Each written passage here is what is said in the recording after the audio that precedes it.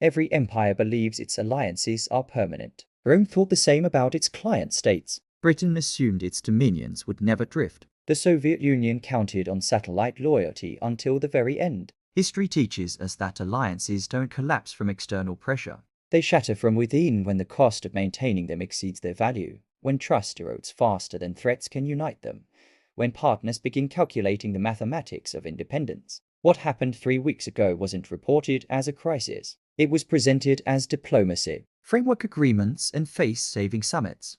But when the largest military alliance in human history holds emergency sessions over an island covered in ice, when $1.7 trillion in trade gets suspended overnight, when 75 years of partnership fractures in a conference room in Brussels, this is not diplomacy. This is how empires lose their reach. On January 21st, 2026, something shifted in Davos. Not the public framework deal announced afterward, but what preceded it. For 47 minutes, the most powerful military alliance ever constructed came within hours of complete dissolution. Not because of Russian aggression or Chinese expansion, but because the alliance's leading power threatened military action against its own allies' territory. The reaction was immediate and mathematical. 8 NATO countries drew red lines. The European Parliament suspended the largest trade agreement in history. $4.6 billion in daily commerce frozen. And 3,000 miles away, Beijing watched with the satisfaction of a chess player who never had to move their pieces.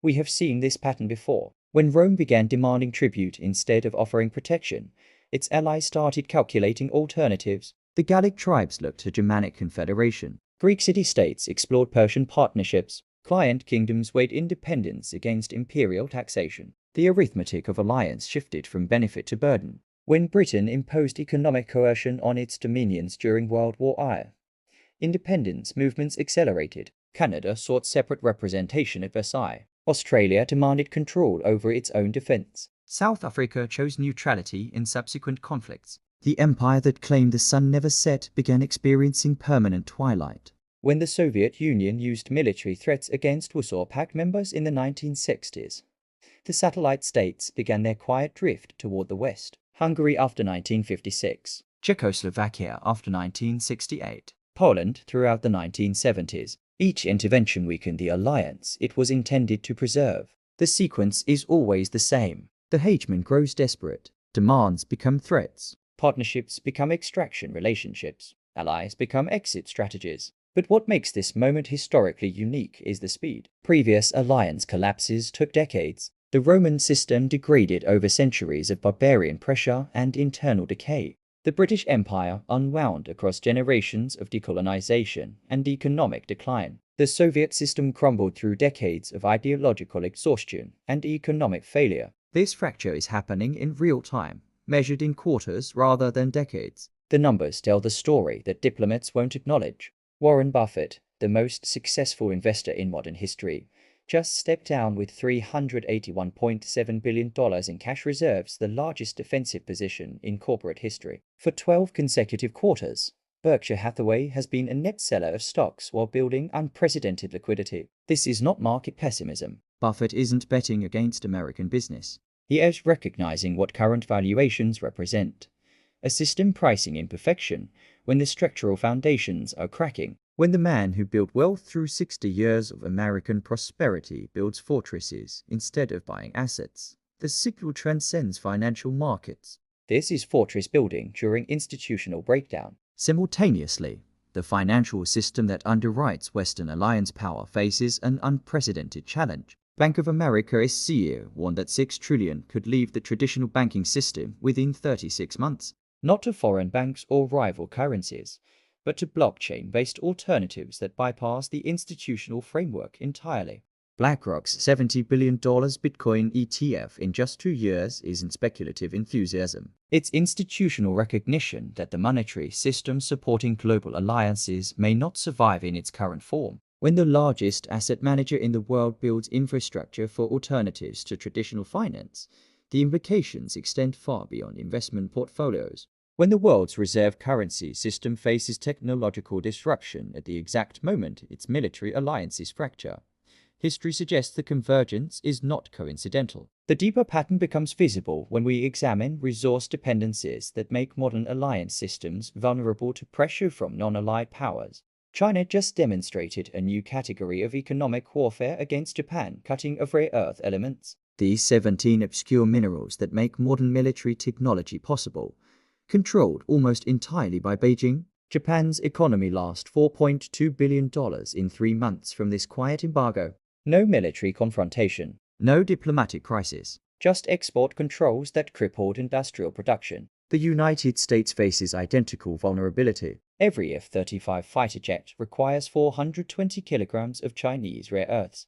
Every guided missile depends on Chinese-controlled supply chains. Every submarine, aircraft carrier, and advanced weapons system requires materials that China can cut off with a bureaucratic directive. The precision weapons that project American power globally rely on materials that Beijing controls completely. This isn't military confrontation. This is structural dependency weaponized. Meanwhile, trade relationships that took decades to construct are being threatened over increasingly trivial disputes. A $760 billion trade relationship with Canada jeopardized by a single social media post about policies that had been previously supported. European partnerships suspended over territorial arguments about Greenland that no one considered serious until alliance frameworks began fracturing. Alliance frameworks that survived 2 world wars and the Cold War cannot survive domestic political pressures in the social media era.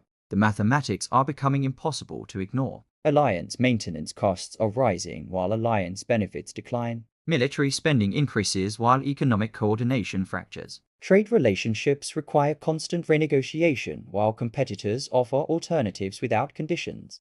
Defense commitments expand while industrial capacity contracts. Resource dependencies deepen while supply chains face political interference. The gap between alliance rhetoric and alliance reality widens with each crisis. History shows us what comes next. When Rome could no longer afford its client states, they found new patrons. Persian gold financed Germanic tribes. Gothic kingdoms allied with Sassanid empires. The barbarians Rome could defeat militarily were funded by Roman enemies who understood alliance mathematics better than Rome itself. When Britain could no longer provide economic benefits that justified imperial loyalty, its dominions chose independence, not revolution, evolution. Quiet withdrawal from imperial systems that no longer served national interests. When the Soviet system offered only costs without rewards, Eastern Europe chose the West, not because Western ideology was superior, but because Western alliances provided economic benefits while Soviet alliances required economic sacrifice. Today's allies are quietly hedging. European countries discussing strategic autonomy while maintaining NATO membership. Asian partners building alternative relationships while preserving American security guarantees. Resource suppliers diversifying their customer base while honoring existing contracts. Not because they prefer China, but because dependence on an unreliable partner is strategically unacceptable in a multipolar world. China hasn't defeated American alliances through superior military force or economic power. They have simply waited for the alliance system to strain under its own internal contradictions. Every demand that alienates allies, every threat that breaks trust, every trade war that forces partners to choose each incident shifts the global balance without Beijing firing a shot or spending a dollar. This is patient strategic thinking versus tactical impulsiveness. Systematic advantage versus emotional reaction. Long-term positioning versus short-term pressure. The rare earth embargo against Japan wasn't about Japanese policy. It was a demonstration for every American ally. Dependence on Western systems carries risks that Eastern alternatives don't impose. The message was received clearly in Seoul, Taipei, Canberra, and throughout the Indo-Pacific. Buffett's cash position isn't about American stock valuations. It's recognition that the institutional framework supporting current market prices, stable alliances, predictable trade, reliable international law can no longer be assumed. When institutions become unstable, smart money builds fortresses and waits.